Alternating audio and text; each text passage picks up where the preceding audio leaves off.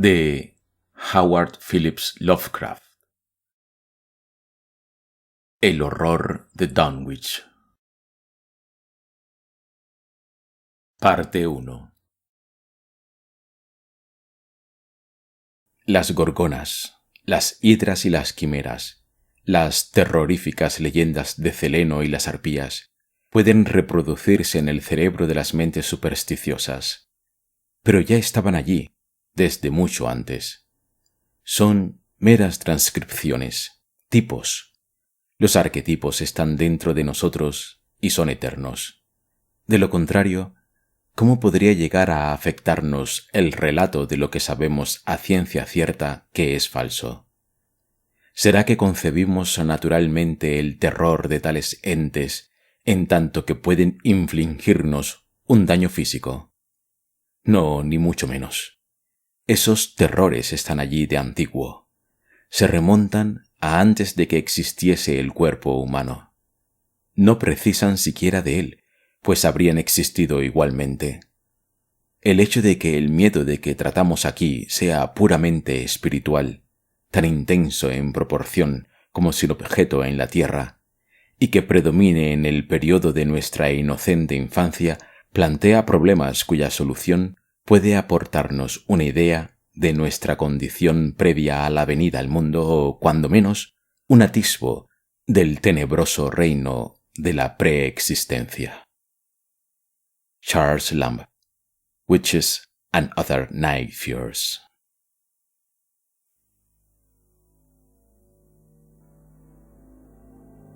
Cuando el que viaja por el norte de la región central de Massachusetts se equivoca de dirección al llegar al cruce de la carretera de Aylesbury, nada más pasar Dean's Corners, verá que se adentra en una extraña y apenas poblada comarca. El terreno se hace más escarpado y las paredes de piedra cubiertas de maleza van encajonando cada vez más el sinuoso camino de tierra. Los árboles de los bosques son allí de unas dimensiones excesivamente grandes y la maleza, las zarzas y las hierbas alcanzan una frondosidad rara vez vista en regiones habitadas. Por el contrario, los campos cultivados son muy escasos y áridos, mientras que las pocas casas diseminadas a lo largo del camino presentan un sorprendente aspecto uniforme de decrepitud, suciedad y ruina. Sin saber exactamente por qué, uno no se atreve a preguntar nada a las arrugadas y solitarias figuras que, de cuando en cuando, se ve escrutar desde puertas medio derruidas o desde pendientes y rocosos prados. Esas gentes son tan silenciosas y hurañas que uno tiene la impresión de verse frente a un recóndito enigma del que más vale no intentar averiguar nada. Y ese sentimiento de extraño desasosiego se recrudece cuando, desde un alto del camino, se divisan las montañas que se alzan por encima de los tupidos bosques que cubren la comarca. Las cumbres tienen una forma demasiado ovalada y simétrica como para pensar en una naturaleza apacible y normal, y a veces pueden verse recortados con singular nitidez contra el cielo unos extraños círculos formados por altas columnas de piedra que coronan la mayoría de las cimas montañosas. El camino se halla cortado por barrancos y gargantas de una profundidad incierta, y los toscos puentes de madera que lo salvan no ofrecen excesivas garantías al viajero. Cuando el camino inicia el descenso, se atraviesan terrenos pantanosos que despiertan instintivamente una honda repulsión, y hasta llega a invadirle al viajero una sensación de miedo cuando, al ponerse el sol, invisibles chotacabras comienzan a lanzar estridentes chillidos y las luciérnagas, en anormal profusión, se aprestan a danzar al ritmo bronco y atrozmente monótono del horrísono croar de los sapos. Las angostas y resplandecientes aguas del curso superior del Miskatonic adquieren una extraña forma serpenteante mientras discurren al pie de las abovedadas cumbres montañosas entre las que nace. A medida que el viajero va acercándose a las montañas, repara más en sus frondosas vertientes que en sus cumbres coronadas por altas piedras. Las vertientes de aquellas montañas son tan escarpadas y sombrías que uno desearía que se mantuviesen a distancia, pero tiene que seguir adelante pues no hay camino que permita eludirlas. Pasado un puente cubierto, puede verse un pueblecito que se encuentra agazapado entre el curso del río y la ladera cortada a pico de Round Mountain, y el viajero se maravilla ante aquel puñado de techumbres de estilo holandés en ruinoso estado, que hacen pensar en un periodo arquitectónico anterior al de la comarca circundante. Y cuando se acerca más, no resulta nada tranquilizador comprobar que la mayoría de las casas están desiertas y medio derruidas, y que la iglesia, con el chapitel quebrado, alberga ahora el único y destartalado establecimiento mercantil de toda la aldea. El simple paso del tenebroso túnel del puente infunde ya cierto temor, pero tampoco hay manera de evitarlo. Una vez atravesado el túnel, es difícil que a uno no le asalte la sensación de un ligero hedor al pasar por la calle principal y ver la descomposición y la mugre acumuladas a lo largo de siglos. Siempre resulta reconfortante salir de aquel lugar y, siguiendo el angosto camino que discurre al pie de las montañas, cruzar la llanura que se extiende una vez traspuesta las cumbres montañosas hasta volver a desembocar en la carretera de Aylesbury. Una vez allí, es posible que el viajero se entere de que ha pasado por Dunwich. Apenas se ven forasteros en Dunwich, y tras los horrores padecidos en el pueblo, todas las señales que indicaban cómo llegar hasta él han desaparecido del camino. No obstante ser una región de singular belleza, según los cánones estéticos en boga, no atrae para nada a artistas ni a veraneantes. Hace 2 siglos, cuando a la gente no se le pasaba por la cabeza reírse de brujerías, cultos satánicos o siniestros seres que poblaban los bosques, daban muy buenas razones para evitar el paso por la localidad. Pero en los racionales tiempos que corren, silenciado el horror que se desató sobre Dunwich en 1928 por quienes procuran por encima de todo el bienestar del pueblo y del mundo, la gente elude el pueblo sin saber exactamente por qué razón. Quizá el motivo de ello radique, aunque no puede aplicarse a los forasteros desinformados, en que los naturales de Dunwich se han degradado de forma harto repulsiva, habiendo rebasado con mucho esa senda de regresión tan común a muchos apartados rincones de Nueva Inglaterra. Los vecinos de Dunwich han llegado a constituir un tipo racial propio, con estigmas físicos y mentales de degeneración y endogamia bien definidos.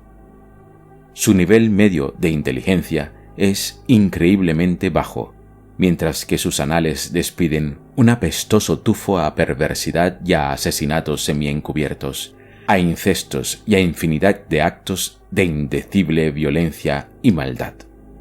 La aristocracia local, representada por los 2 o 3 linajes familiares que vinieron procedentes de Salem en 1692, ha logrado mantenerse algo por encima del nivel general de degeneración, aunque numerosas ramas de tales linajes acabaron por sumirse tanto entre la sórdida plebe que solo restan sus apellidos como recordatorio del origen de su desgracia. Algunos de los Whately y de los Bishop siguen aún enviando a sus primogénitos a Harvard y a Miskatonic, pero los jóvenes que se van rara vez regresan a las semiderruidas techumbres de estilo holandés bajo las que tanto ellos como sus antepasados nacieron y crecieron.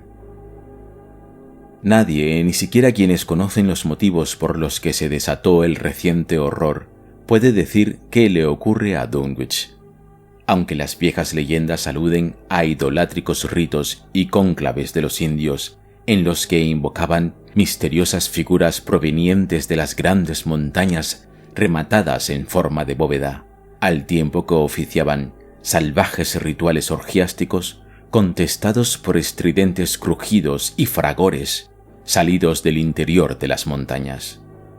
En 1747, el reverendo Abijah Hoadley, recién incorporado a su ministerio en la iglesia congregacional de Dunwich, predicó un memorable sermón sobre la amenaza de Satanás y sus demonios que se cernía sobre la aldea, en el que, entre otras cosas, dijo: «No puede negarse que semejantes monstruosidades, integrantes de un infernal cortejo de demonios, son fenómenos harto conocidos como para intentar negarlos.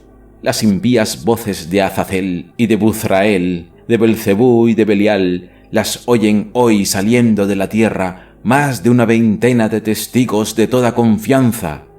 Y hasta yo mismo, no hará más de 2 semanas, pude escuchar toda una alocución de las potencias infernales detrás de mi casa. Los chirridos, redobles, quejidos, gritos y silbidos que allí se oían no podían proceder de nadie de este mundo.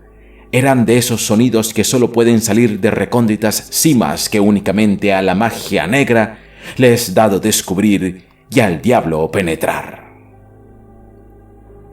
No había pasado mucho tiempo desde la lectura de este sermón cuando el reverendo Hoadley desapareció sin que se supiera más de él, si bien sigue conservándose el texto del sermón impreso en Springfield. No había año en que no se oyese y diese cuenta de estrepitosos fragores en el interior de las montañas, y aún hoy tales ruidos siguen sumiendo en la mayor perplejidad a geólogos y fisiógrafos. Otras tradiciones hacen referencia a fétidos olores en las inmediaciones de los círculos de rocosas columnas que coronan las cumbres montañosas y a entes etéreos, cuya presencia puede detectarse difusamente a ciertas horas en el fondo de los grandes barrancos, mientras otras leyendas tratan de explicarlo todo en función del Devil's Hopyard, una ladera totalmente baldía en la que no crecen ni árboles, ni matorrales, ni hierba alguna. Por si fuera poco, los naturales del lugar tienen un miedo cerval a la algarabía que arma en las cálidas noches la legión de chotacabras que puebla la comarca. Afirman que tales pájaros son psicopompos, que están al acecho de las almas de los muertos y que sincronizan al unísono sus pavorosos chirridos con la jadeante respiración del moribundo. Si consiguen atrapar el alma fugitiva en el momento en que abandona el cuerpo, se ponen a revolotear al instante y prorrumpen en diabólicas risotadas. Pero si ven frustradas sus intenciones, se sumen poco a poco en el silencio. Claro está que dichas historias ya no se oyen y no hay quien crea en ellas, pues datan de tiempos muy antiguos. Dunwich es un pueblo increíblemente viejo, mucho más que cualquier otro en 30 millas a la redonda. Al sur aún pueden verse las paredes del sótano y la chimenea de la antiquísima casa de los Bishop, construida con anterioridad a 1700, en tanto que las ruinas del molino que hay en la cascada, construido en 1806, constituyen la pieza arquitectónica más reciente de la localidad. La industria no arraigó en Dunwich, y el movimiento fabril del siglo XIX resultó ser de corta duración en la localidad. Con todo, lo más antiguo son las grandes circunferencias de columnas de piedra toscamente labradas que hay en las cumbres montañosas, pero esta obra se atribuye por lo general a los indios que a los colonos. Restos de cráneos y huesos humanos hallados en el interior de dichos círculos y en torno a la gran roca en forma de mesa de Sentinel Hill, apoyan la creencia de que tales lugares fueron, en otras épocas, enterramientos de los indios Pocumtuck, aun cuando numerosos etnólogos, obviando la práctica imposibilidad de tan disparatada teoría, siguen empeñados en creer que se trata de restos caucásicos.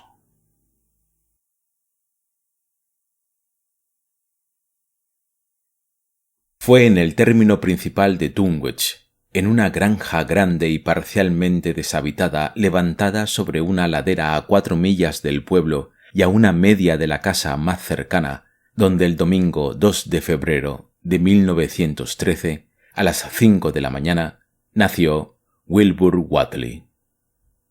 La fecha se recuerda porque era el día de la Candelaria, que los vecinos de Dunwich curiosamente observan bajo otro nombre, y además por el fragor de los ruidos que se oyeron en la montaña y por el alboroto de los perros de la comarca que no cesaron de ladrar en toda la noche. También cabe hacer notar, aunque ello tenga menos importancia, que la madre de Wilbur pertenecía a la rama degradada de los Whately.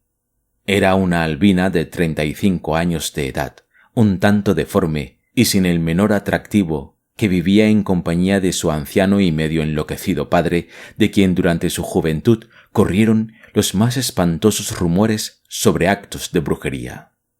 Lavinia Whately no tenía marido conocido, pero, siguiendo la costumbre de la comarca, no hizo nada por repudiar al niño y, en cuanto a la paternidad del recién nacido, la gente pudo, y así lo hizo, especular a su gusto.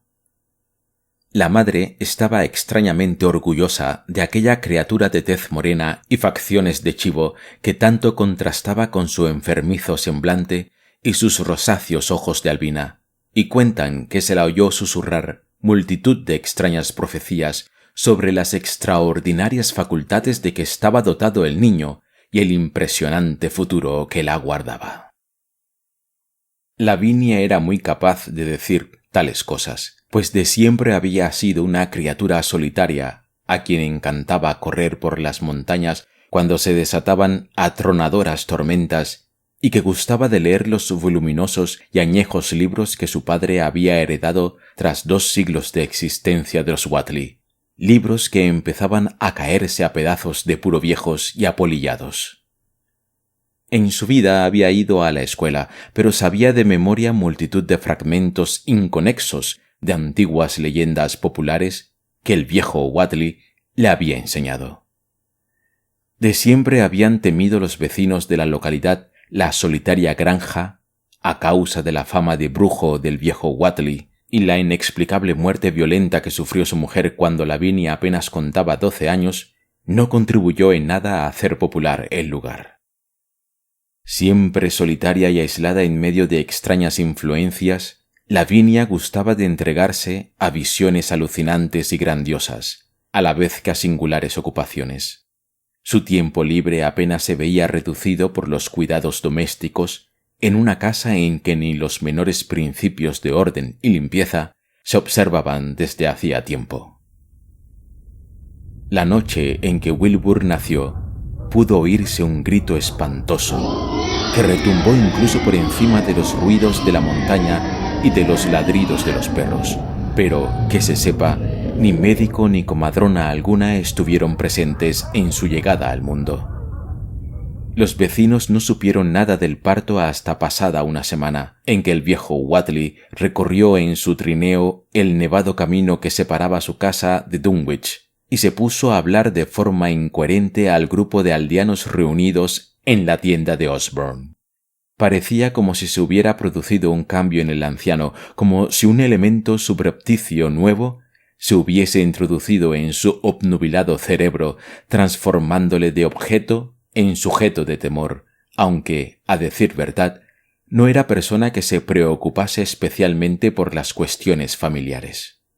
Con todo, mostraba algo de orgullo que últimamente había podido advertirse en su hija, y lo que dijo acerca de la paternidad del recién nacido sería recordado años después por quienes entonces escucharon sus palabras.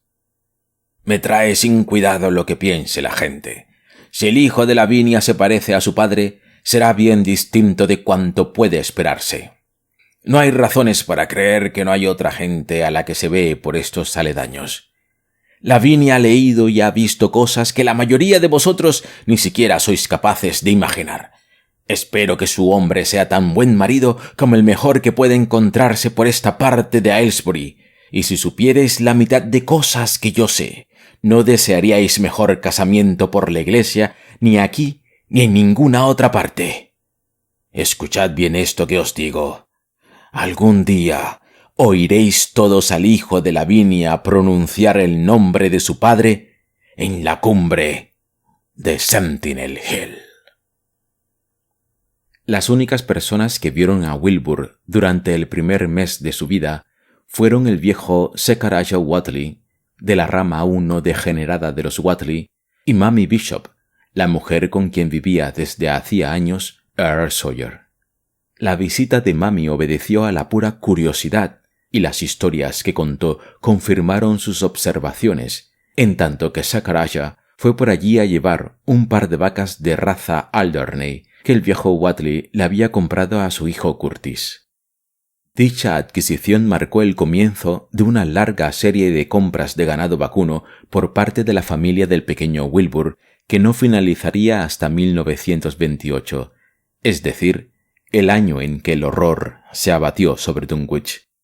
Pero en ningún momento dio la impresión de que el destartalado establo de Whatley estuviese lleno hasta rebosar de ganado. A ello siguió un periodo en el que la curiosidad de ciertos vecinos de Dunwich les llevó a subir a escondidas hasta los pastos y contar las cabezas de ganado que pacían precariamente en la empinada ladera justo por encima de la vieja granja, y jamás pudieron contar más de 10 o 12 anémicos y casi exangües ejemplares. Debía ser una plaga o enfermedad, originada quizá en los insalubres pastos o transmitida por algún hongo o madera contaminados del inmundo establo, lo que producía tan crecida mortalidad entre el ganado de Whatley. Extrañas heridas o llagas, semejantes a incisiones, parecían cebarse en las vacas que podían verse paciendo por aquellos contornos, y 1 o 2 veces en el curso de los primeros meses de la vida de Wilbur, algunas personas que fueron a visitar a los Whatley creyeron ver llagas similares en la garganta del anciano canoso y sin afeitar, y en la de su desaliñada y desgreñada hija albina. En la primavera que siguió al nacimiento de Wilbur, Lavinia reanudó sus habituales correrías por las montañas, llevando en sus desproporcionados brazos a su criatura de tez oscura. La curiosidad de los aldeanos hacia los Whatley remitió tras ver al retoño, y a nadie se le ocurrió hacer el menor comentario sobre el portentoso desarrollo del recién nacido, visible de un día para otro. La realidad es que Wilbur crecía a un ritmo impresionante, pues a los 3 meses había alcanzado ya una talla y fuerza muscular que raramente se observa en niños menores de 1 año. Sus movimientos y hasta sus sonidos vocales mostraban una contención y una ponderación harto singulares en una criatura de su edad, y prácticamente nadie se asombró cuando, a los 7 meses, comenzó a andar sin ayuda alguna, con pequeñas vacilaciones que al cabo de 1 mes habían desaparecido por completo. Al poco tiempo, exactamente la víspera de Todos los Santos, pudo divisarse una gran hoguera a medianoche en la cima de Sentinel Hill, allí donde se levantaba la antigua piedra con forma de mesa en medio de un túmulo de antiguas osamentas. Por el pueblo corrieron toda clase de rumores a raíz de que Silas Bishop, de la rama no degradada de los Bishop, dijese haber visto al chico de los Whatley subiendo a toda prisa la montaña delante de su madre, justo 1 hora antes de advertirse las llamas. Silas andaba buscando un ternero extraviado, pero casi olvidó la misión que le había llevado allá al divisar fugazmente, a la luz del farol que portaba, a las 2 figuras que corrían montaña arriba. Madre e hijo se deslizaban sigilosamente por entre la maleza, y Silas, que no salía de su asombro, creyó ver que iban enteramente desnudos.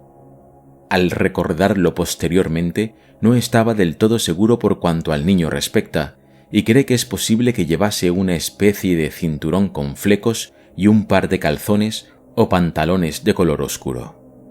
Lo cierto es que a Wilbur nunca volvió a vérsele, al menos vivo y en estado consciente, sin toda su ropa encima y ceñidamente abotonado, y cualquier desarreglo, real o supuesto, en su indumentaria, parecía irritarle muchísimo. Su contraste con el escuálido aspecto de su madre y de su abuelo era tremendamente marcado, algo que no se explicaría del todo hasta 1928, año en que el horror se abatió sobre Dunwich. Por el mes de enero, entre los rumores que corrían por el pueblo, se hacía mención de que el rapaz negro de Lavinia había comenzado a hablar cuando apenas contaba 11 meses. Su lenguaje era impresionante, tanto porque se diferenciaba de los acentos normales que se oían en la región, como por la ausencia del balbuceo infantil apreciable en muchos niños de 3 y 4 años.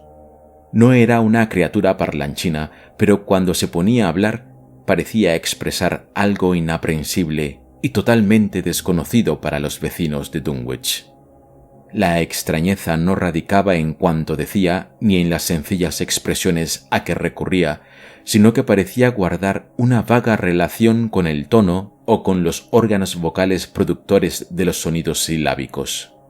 Sus facciones se caracterizaban asimismo por una nota de madurez, pues si bien tenía en común con su madre y abuelo la falta de mentón, la nariz firme y precozmente perfilada, junto con la expresión de los ojos grandes, oscuros y de rasgos latinos, hacían que pareciese casi adulto y dotado de una inteligencia fuera de lo común.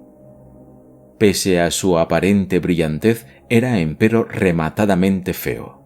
Desde luego, algo de chotuno o animal había en sus carnosos labios, en su tez amarillenta y porosa, en su áspero y desgreñado pelo y en sus orejas increíblemente alargadas.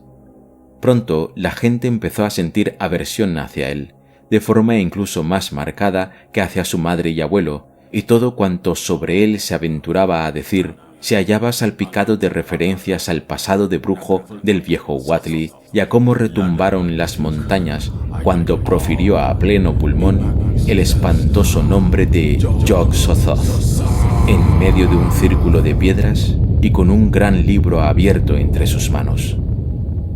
Los perros se enfurecían ante la sola presencia del niño, hasta el punto de que continuamente se veía obligado a defenderse de sus amenazadores ladridos.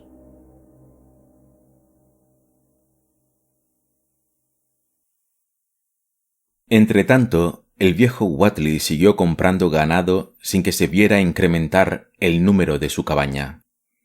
Asimismo, taló madera y se puso a restaurar las partes hasta entonces sin utilizar de la casa, un espacioso edificio con el tejado rematado en pico y la fachada posterior totalmente empotrada en la rocosa ladera de la montaña. Hasta entonces, las 3 habitaciones en estado menos ruinoso de la planta baja habían bastado para albergar a su hija y a él.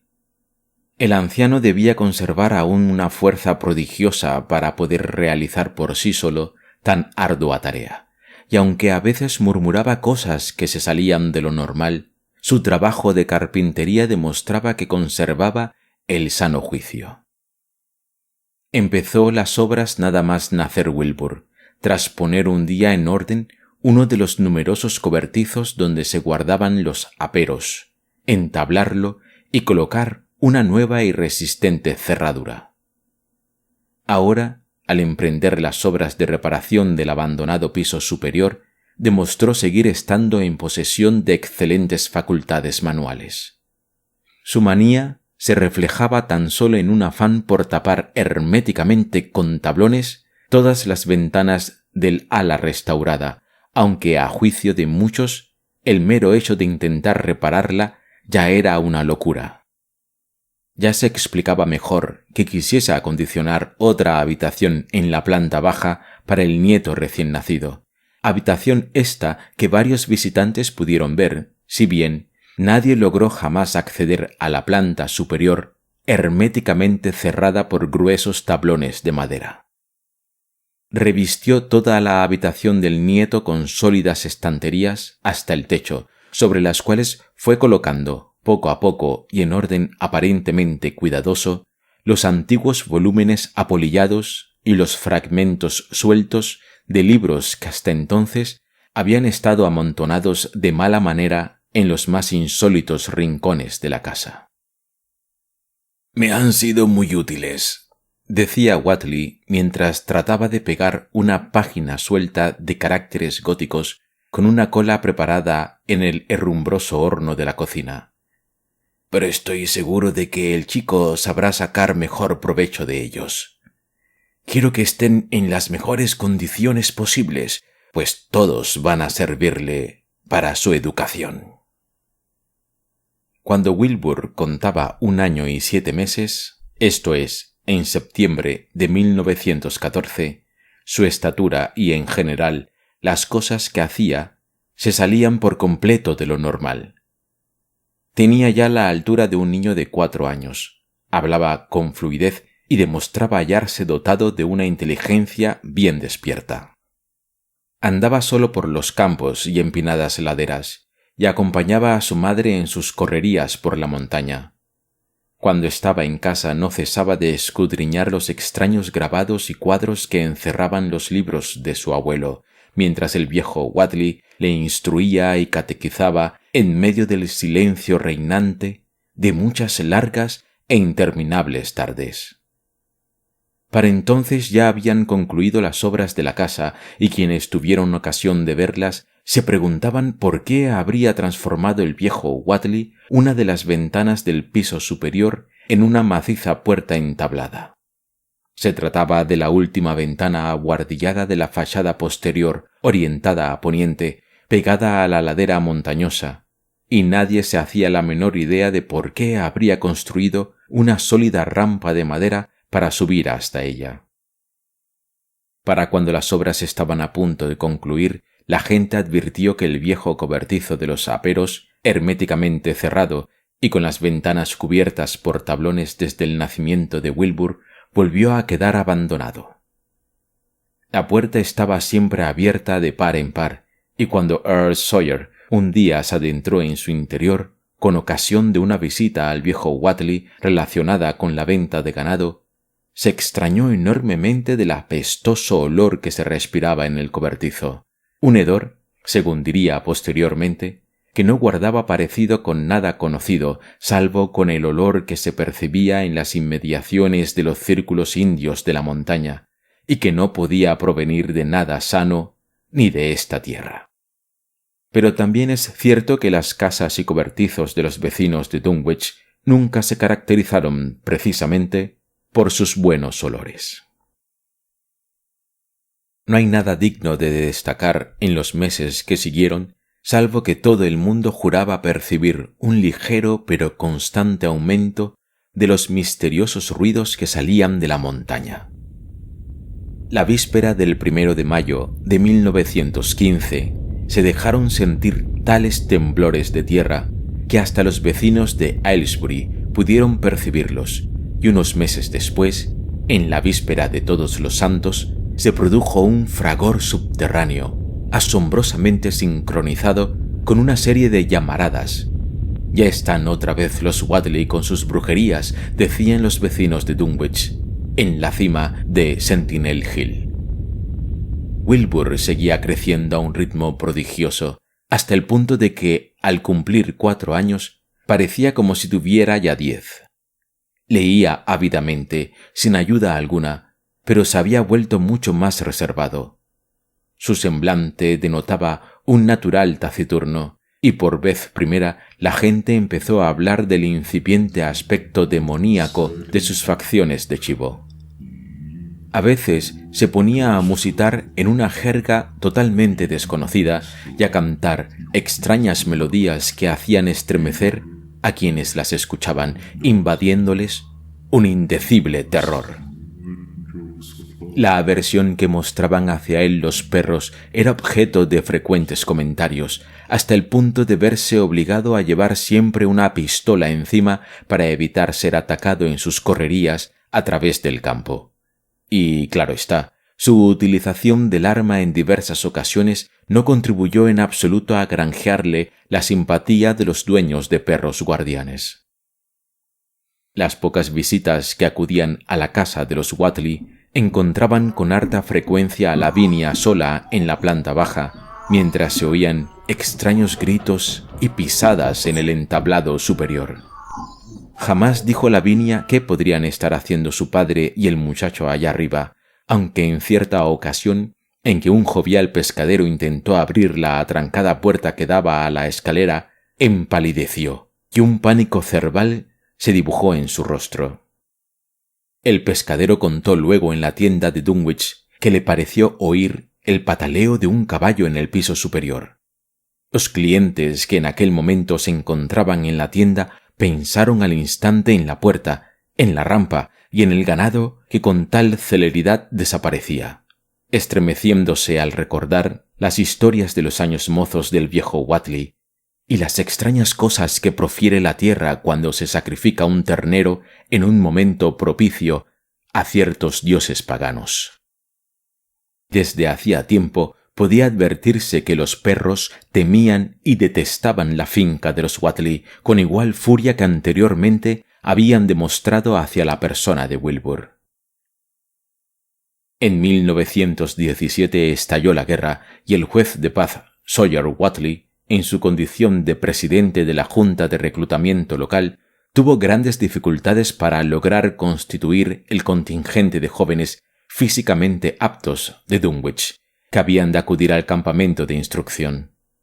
El gobierno, alarmado ante los síntomas de degradación de los habitantes de la comarca, envió varios funcionarios y especialistas médicos para que investigaran las causas, los cuales llevaron a cabo una encuesta que aún recuerdan los lectores de diarios de Nueva Inglaterra.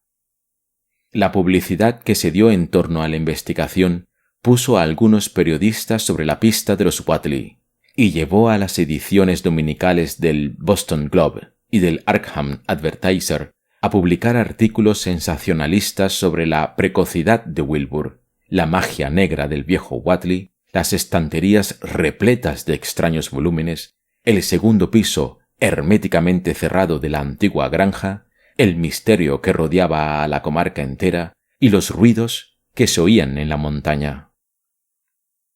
Wilbur contaba por entonces 4 años y medio, pero tenía todo el aspecto de un muchacho de 15. Su labio superior y mejillas estaban cubiertos de un vello áspero y oscuro, y su voz había comenzado ya a enronquecer. Un día, Earl Sawyer se dirigió a la finca de los Whatley acompañado de un grupo de periodistas y fotógrafos, llamándoles su atención hacia la extraña fetidez que salía de la planta superior. Según dijo, era exactamente igual que el olor reinante en el abandonado cobertizo donde se guardaban los aperos una vez finalizadas las obras de reconstrucción, y muy semejantes a los débiles olores que creyó percibir a veces en las proximidades del círculo de piedra de la montaña. Los vecinos de Dunwich leyeron las historias sobre los Whatley al verlas publicadas en los periódicos, y no pudieron menos de sonreírse ante los grasos errores que contenían. Se preguntaban asimismo por qué los periodistas atribuían tanta importancia al hecho de que el viejo Whatley pagase siempre al comprar el ganado en antiquísimas monedas de oro. Los Whatley recibieron a sus visitantes con mal disimulado disgusto, si bien no se atrevieron a ofrecer violenta resistencia o a negarse a contestar sus preguntas por miedo a que dieran mayor publicidad al caso.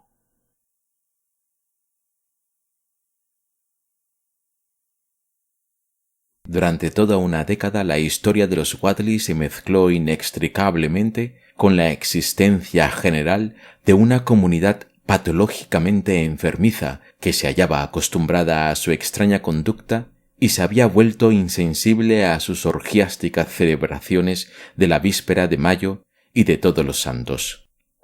2 veces al año los Whatley encendían hogueras en la cima de Sentinel Hill, y en tales fechas el fragor de la montaña se reproducía con violencia cada vez más inusitada, y tampoco era raro que tuviesen lugar acontecimientos extraños y portentosos en su solitaria granja en cualquier otra fecha del año. Con el tiempo, los visitantes afirmaron oír ruidos en la cerrada planta alta, incluso en momentos en que todos los miembros de la familia estaban abajo, y se preguntaron a qué ritmo solían sacrificar los Whatley una vaca o un ternero. Se hablaba incluso de denunciar el caso a la Sociedad Protectora de Animales, pero al final no se hizo nada, pues los vecinos de Dunwich no tenían ninguna gana de que el mundo exterior reparase en ellos. Hacia 1923, siendo Wilbur un muchacho de 10 años y con una inteligencia, voz, estatura y barba que le daban todo el aspecto de una persona ya madura, se inició una segunda etapa de obras de carpintería en la vieja finca de los Whatley. Las obras tenían lugar en la cerrada planta superior, y por los trozos de madera sobrante que se veían por el suelo, la gente dedujo que el joven y el abuelo habían tirado todos los tabiques y hasta levantado la tarima del piso, dejando solo un gran espacio abierto entre la planta baja y el tejado rematado en pico. Asimismo, habían demolido la gran chimenea central e instalado en el herrumbroso espacio que quedó al descubierto una endeble cañería de hojalata con salida al exterior. En la primavera que siguió a las obras, el viejo Whatley advirtió el crecido número de chotacabras que, procedentes del barranco de Cold Spring, acudían por las noches a chillar bajo su ventana. Whatley atribuyó a la presencia de tales pájaros un significado especial y un día dijo en la tienda de Osborne que creía cercano su fin. «Ahora chirrían al ritmo de mi respiración», dijo. «Así que deben estar ya al acecho para lanzarse sobre mi alma. Saben que pronto va a abandonarme y no quieren dejarla escapar. Cuando haya muerto, sabréis si lo consiguieron o no.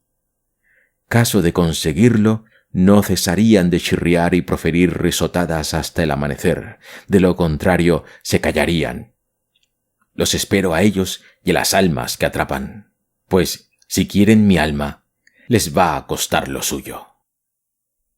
En la noche de la fiesta de la recolección de la cosecha de 1924, el Dr. Houghton de Aylesbury recibió una llamada urgente de Wilbur Whatley, que se había lanzado a todo galope en medio de la oscuridad reinante en el único caballo que aún restaba a los Whatley, con el fin de llegar lo antes posible al pueblo y telefonear desde la tienda de Osborne. El Dr. Houghton encontró al viejo Whatley en estado agonizante, con un ritmo cardíaco y una respiración estertórea que presagiaban un final inminente. La deforme hija albina y el nieto adolescente, pero ya barbudo, permanecían junto al lecho mortuorio, mientras que del tenebroso espacio que se abría por encima de sus cabezas llegaba la desagradable sensación de una especie de chapoteo u oleaje rítmico, algo así como el ruido de las olas en una playa de aguas remansadas.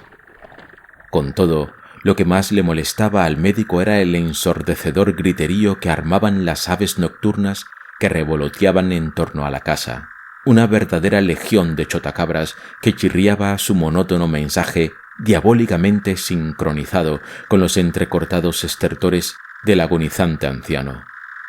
Aquello sobrepasaba decididamente lo siniestro y lo monstruoso, pensó el Dr. Houghton, que al igual que el resto de los vecinos de la comarca, había acudido de muy mala gana a la casa de los Whatley en respuesta a la llamada urgente que se le había hecho.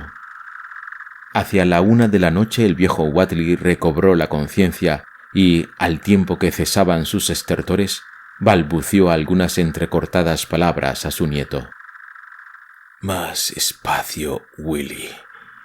Necesita más espacio, y cuanto antes. Tú creces, pero eso aún crece más deprisa. Pronto te servirá, hijo. Abre las puertas de par en par a Yog-Sothoth, salmodiando el largo canto que encontrarás en la página 751 de la edición completa. Y luego, préndele fuego a la prisión. El fuego de la tierra no puede quemarlo». No cabía duda. El viejo Whatley estaba loco de remate. Tras una pausa durante la cual la bandada de chotacabras que había fuera sincronizó sus chirridos al nuevo ritmo jadeante de la respiración del anciano, y pudieron oírse extraños ruidos que venían de algún remoto lugar en las montañas, aún tuvo fuerzas para pronunciar una o dos frases más.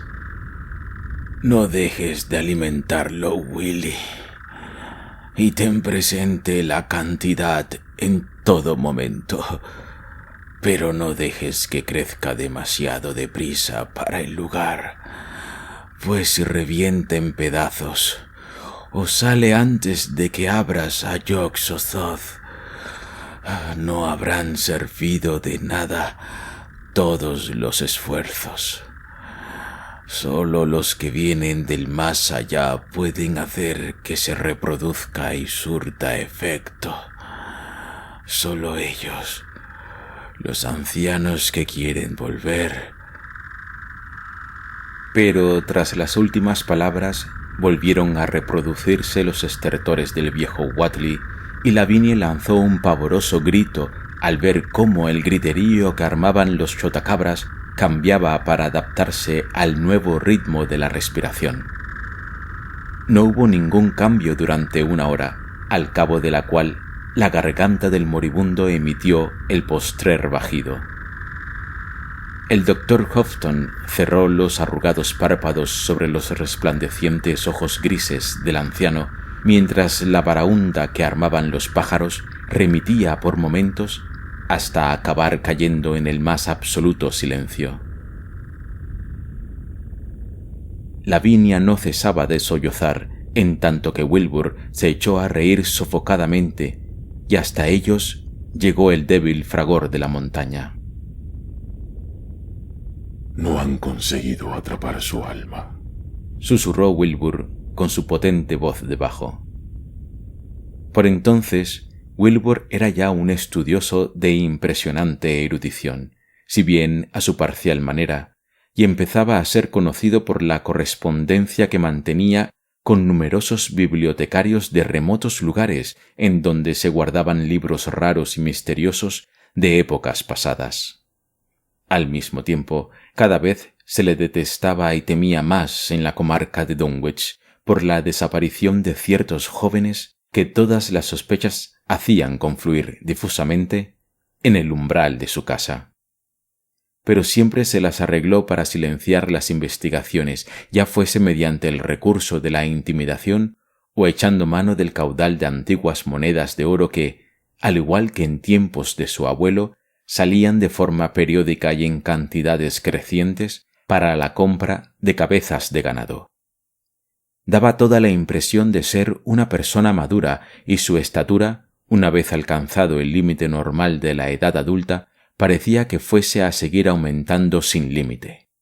En 1925, con ocasión de una visita que le hizo un corresponsal suyo de la Universidad de Miskatonic, que salió de la reunión que sostuvieron lívido y desconcertado, medía ya sus buenos 6 pies y 3/4. Con el paso de los años, Wilbur fue tratando a su semideforme y albina madre con un desprecio cada vez mayor, hasta llegar a prohibirle que la acompañase a las montañas en las fechas de la víspera de mayo y de Todos los Santos. En 1926, la infortunada madre le dijo a Mamie Bishop que su hijo le inspiraba miedo. «Sé multitud de cosas acerca de él que me gustaría poder contarte, mami», le dijo un día. «Pero últimamente pasan muchas cosas que incluso yo ignoro. Juro por Dios que ni sé lo que quiere mi hijo, ni lo que trata de hacer». En la víspera de Todos los Santos de aquel año, los ruidos de la montaña resonaron con un inusitado furor, y al igual que todos los años, pudo verse el resplandor de las llamaradas en la cima de Sentinel Hill. Pero la gente prestó más atención a los rítmicos chirridos de enormes bandadas de chotacabras, extrañamente retrasados para la época del año en que se encontraban, que parecían congregarse en las inmediaciones de la granja de los Whatley. Pasada la medianoche, sus estridentes notas estallaron en una especie de infernal baraúnda que pudo oírse por toda la comarca, y hasta el amanecer no cesaron en su ensordecedor griterío. Seguidamente desaparecieron, dirigiéndose apresuradamente hacia el sur, a donde llegaron con un mes de retraso sobre la fecha normal. Lo que significaba tamaño estruendo nadie lo sabría con certeza hasta pasado mucho tiempo.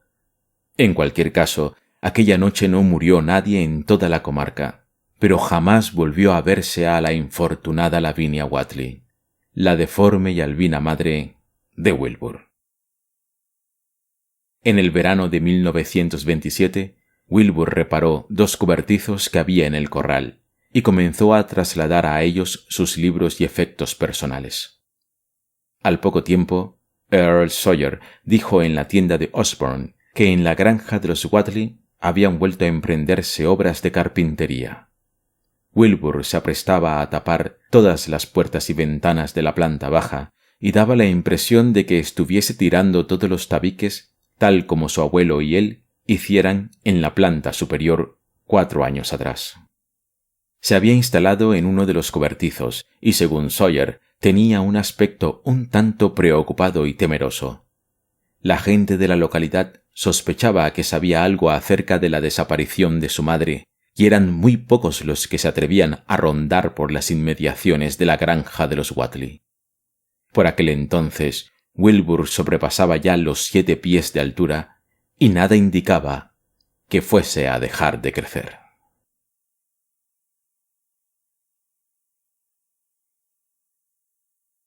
Aquel invierno trajo consigo el nada desdeñable acontecimiento del primer viaje de Wilbur fuera de la comarca de Dunwich. Pese a la correspondencia que venía manteniendo con la Biblioteca Wildnerd de Harvard, la Biblioteca Nacional de París, el Museo Británico, la Universidad de Buenos Aires y la Biblioteca de la Universidad de Miskatonic, en Arkham, todos sus intentos por hacerse con un libro que precisaba desesperadamente habían resultado fallidos. En vista de lo cual, a la postre, acabó por desplazarse en persona, andrajoso, mugriento, con la barba sin cuidar y aquel nada pulido dialecto que hablaba, a consultar el ejemplar que se conservaba en Miskatonic, la biblioteca más próxima a Dunwich.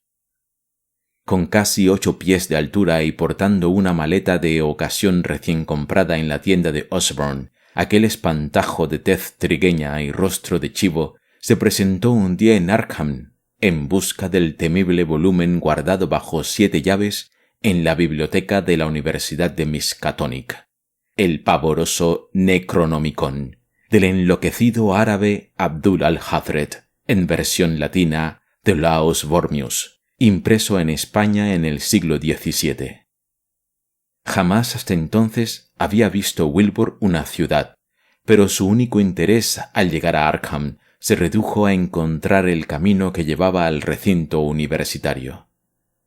Una vez allí, pasó sin inmutarse por delante del gran perro guardián de la entrada que se echó a ladrar, mostrándole sus blancos colmillos, con inusitado furor, al tiempo que tiraba con violencia de la gruesa cadena a la que estaba atado.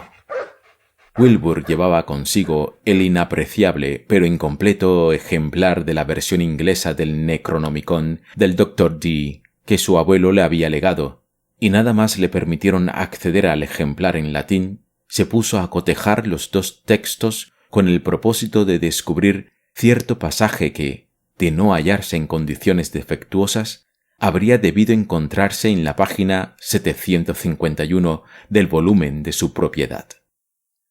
Por más que intentó refrenarse, no pudo dejar de decírselo con buenos modales al bibliotecario Henry Armitage, hombre de gran erudición y licenciado en Miskatonic, doctor por la Universidad de Princeton y por la Universidad de Johns Hopkins, que en cierta ocasión había acudido a visitarle a la granja de Dunwich y que ahora, en buen tono, le acribillaba a preguntas.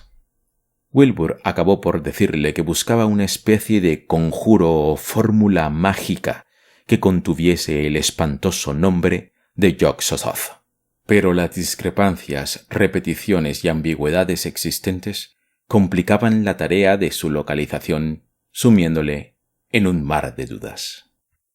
Mientras copiaba la fórmula por la que finalmente se decidió, el doctor Armitage miró involuntariamente por encima del hombro de Wilbur a las páginas por las que estaba abierto el libro, la que se veía a la izquierda en la versión latina del Necronomicon contenía toda una retahíla de estremecedoras amenazas contra la paz y el bienestar del mundo. Tampoco debe pensarse, rezaba el texto que Armitage fue traduciendo mentalmente, que el hombre es el más antiguo o el último de los dueños de la tierra, ni que semejante combinación de cuerpo y alma se pasea sola por el universo. Los ancianos eran, los ancianos son, y los ancianos serán. No en los espacios que conocemos, sino entre ellos. Se pasean serenos y primigenios en esencia, sin dimensiones e invisibles a nuestra vista. Yog-Sothoth conoce la puerta. Yog-Sothoth es la puerta. Yog-Sothoth es la llave y el guardián de la puerta. Pasado, presente y futuro, todo es uno en Yog-Sothoth. Él sabe por dónde entraron los ancianos en el pasado y por dónde volverán a hacerlo cuando llegue la ocasión.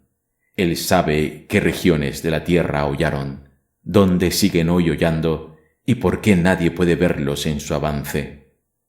Los hombres perciben a veces su presencia por el olor que despiden, pero ningún ser humano puede ver su semblante, salvo únicamente a través de las facciones de los hombres engendrados por ellos, y son de las más diversas especies, difiriendo en apariencia desde la mismísima imagen del hombre hasta esas figuras invisibles o sin sustancia que son ellos.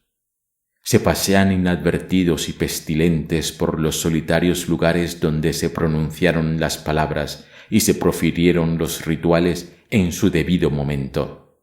Sus voces hacen tremolar el viento y sus conciencias trepidar la tierra.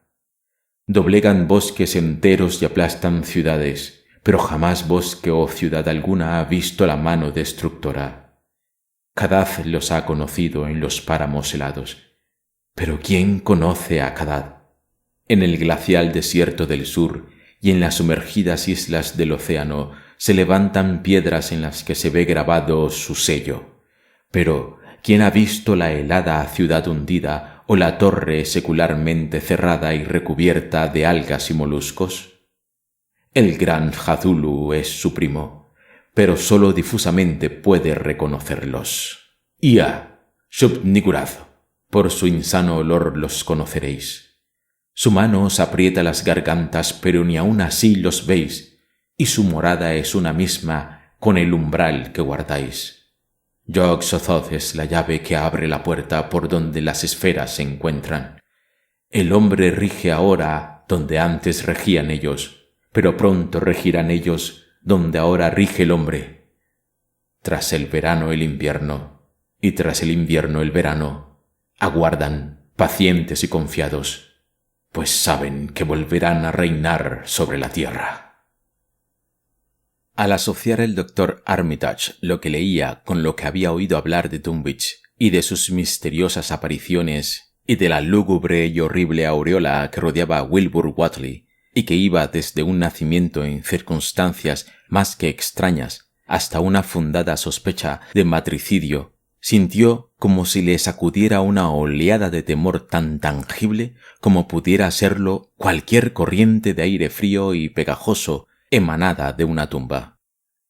Parecía como si el gigante de cara de chivo enfrascado en la lectura de aquel libro hubiese sido engendrado en otro planeta o dimensión, como si sólo parcialmente fuese humano y procediese de los tenebrosos abismos de una esencia y una entidad que se extendía, cual titánico fantasma, allende las esferas de la fuerza y la materia, del espacio y el tiempo.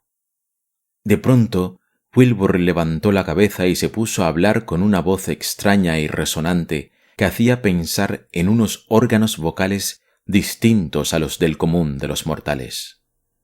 Mr. Armitage, dijo, me temo que voy a tener que llevarme el libro a casa. En él se habla de cosas que tengo que experimentar bajo ciertas condiciones que no reúno aquí, y sería una verdadera tropelía no dejármelo sacar, alegando cualquier absurda norma burocrática.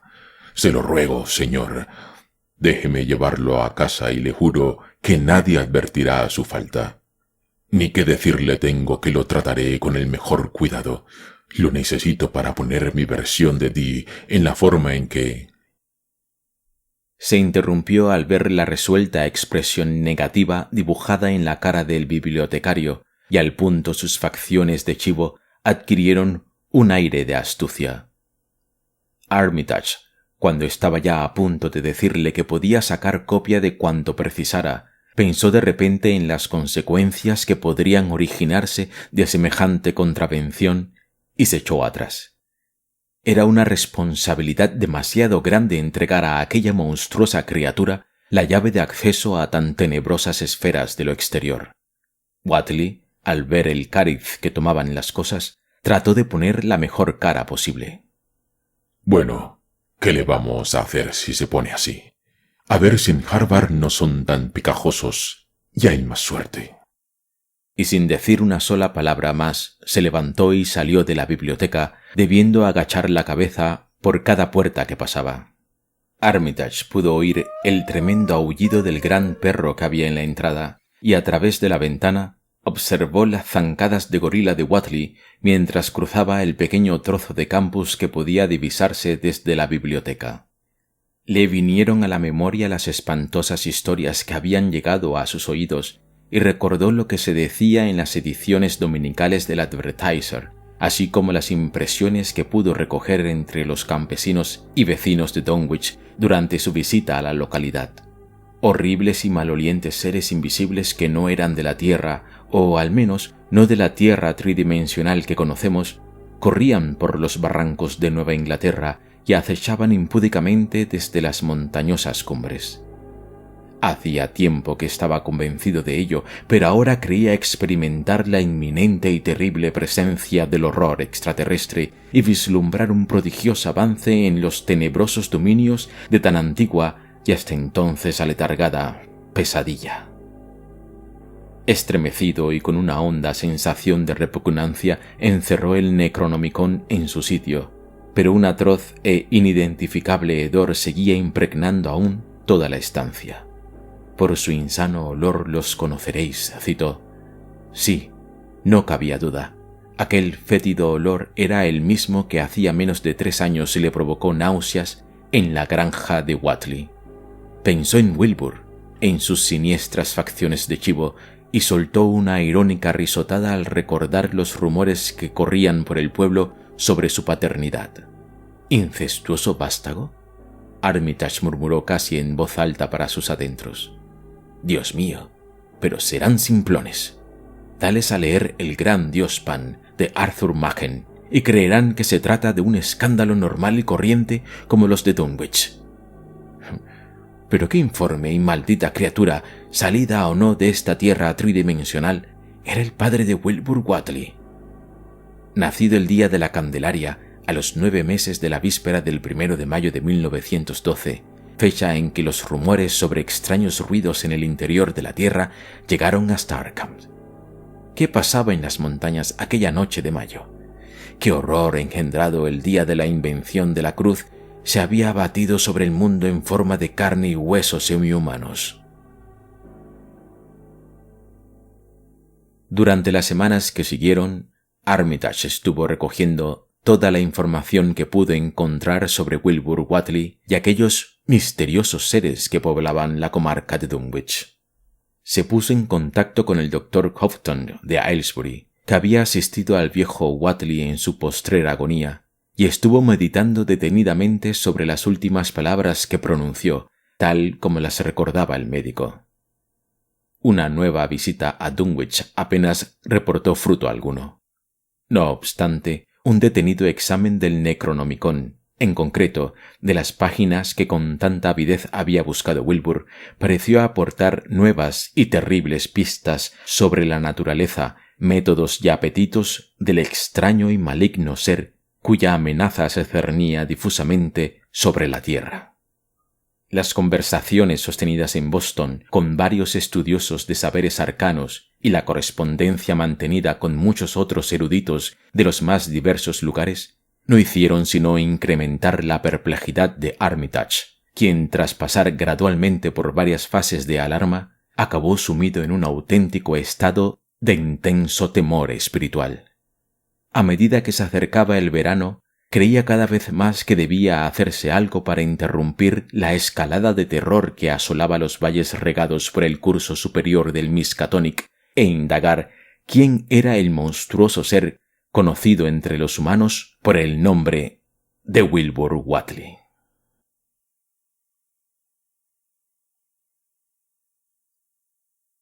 El verdadero horror de Dunwich tuvo lugar entre la fiesta de la recolección de la cosecha y el equinoccio de 1928, siendo el Dr. Armitage uno de los testigos presenciales de su abominable prólogo.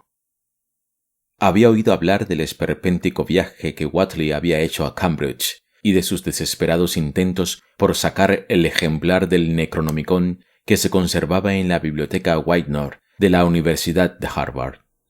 Pero todos sus esfuerzos fueron vanos, pues Armitage había puesto en estado de alerta a todos los bibliotecarios que tenían a su cargo la custodia de un ejemplar del arcano volumen.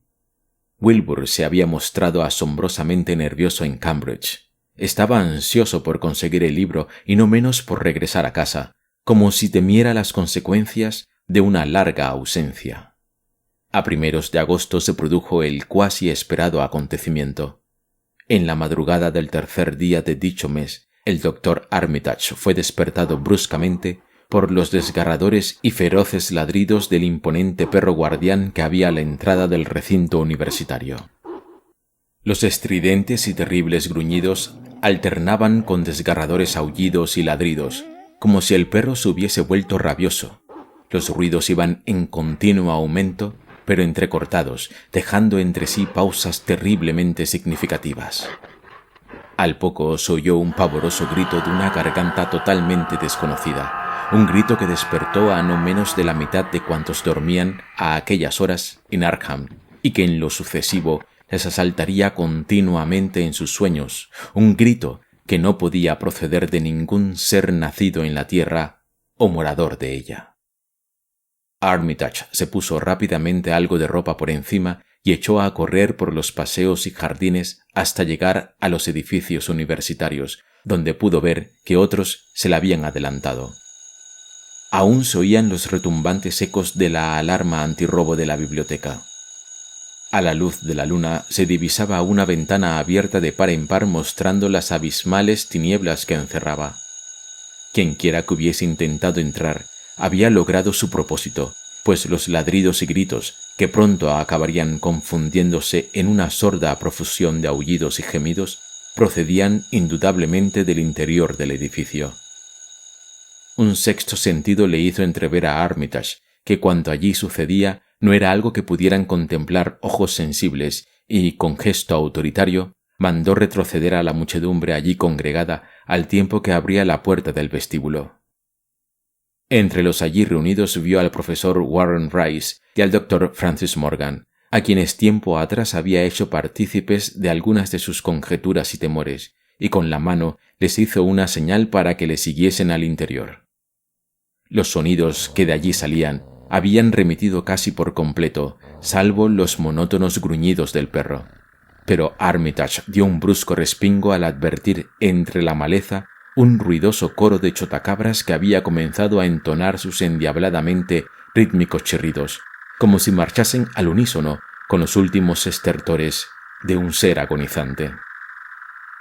En el edificio entero reinaba un insoportable hedor que le resultaba harto familiar a Armitage, quien, en compañía de los dos profesores, se lanzó corriendo por el vestíbulo hasta llegar a la salita de lectura de temas genealógicos de donde salían los sordos gemidos. Por espacio de unos segundos nadie se atrevió a encender la luz, hasta que Armitage, armándose de valor, dio al interruptor.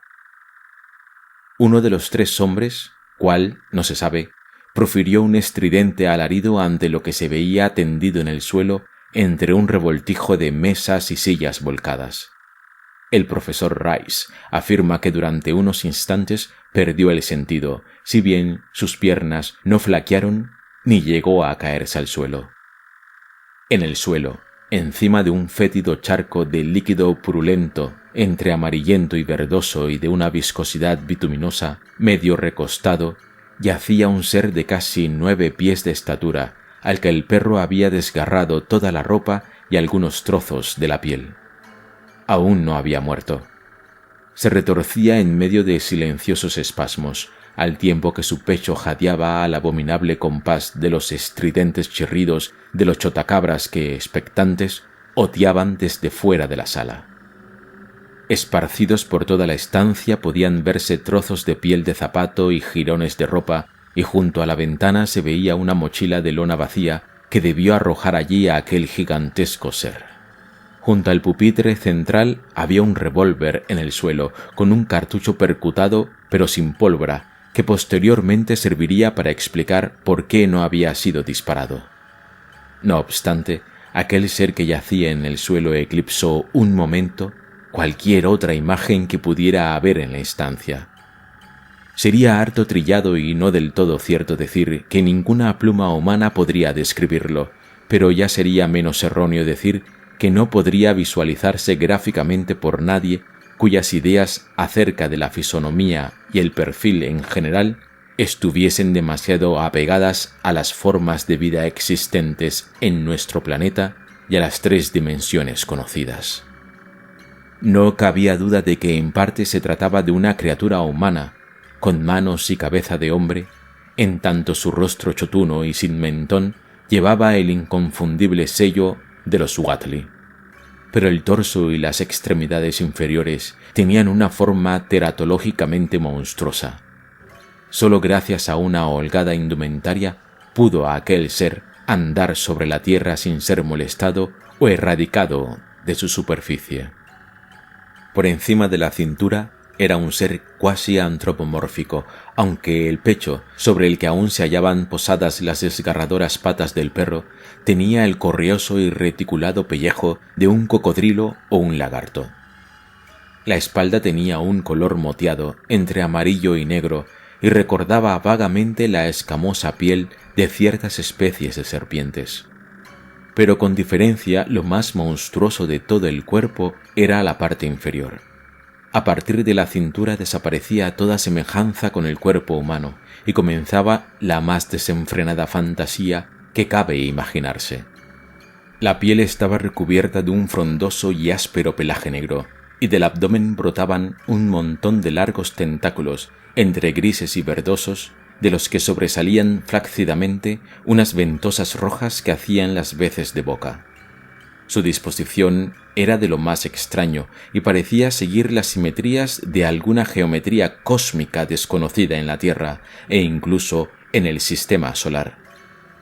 En cada cadera, hundido en una especie de rosácea y ciliada órbita, se alojaba lo que parecía ser un rudimentario ojo, mientras que en el lugar donde suele estar el rabo le colgaba algo que tenía todo el aspecto de una trompa o tentáculo, con marcas anulares violetas y múltiples muestras de tratarse de una boca o garganta sin desarrollar. Las piernas, salvo por el pelaje negro que las cubría, guardaban cierto parecido con las extremidades de los gigantescos saurios que poblaban la tierra en los tiempos prehistóricos y terminaban en unas carnosidades surcadas de venas que ni eran pezuñas ni garras.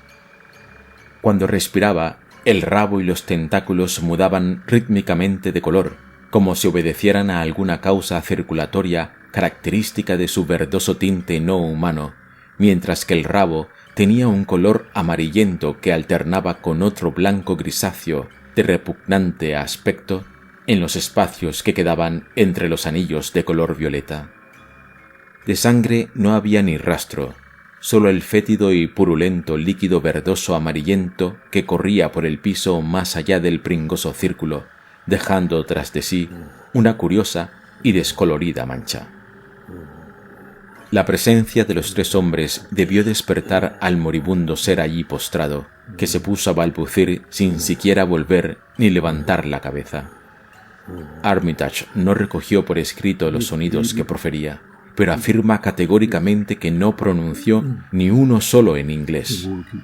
Al principio, las sílabas desafiaban toda posible comparación con ningún lenguaje conocido de la Tierra, pero ya hacia el final articuló unos incoherentes fragmentos que, evidentemente, procedían del Necronomicon, el abominable libro cuya búsqueda iba a costarle la muerte.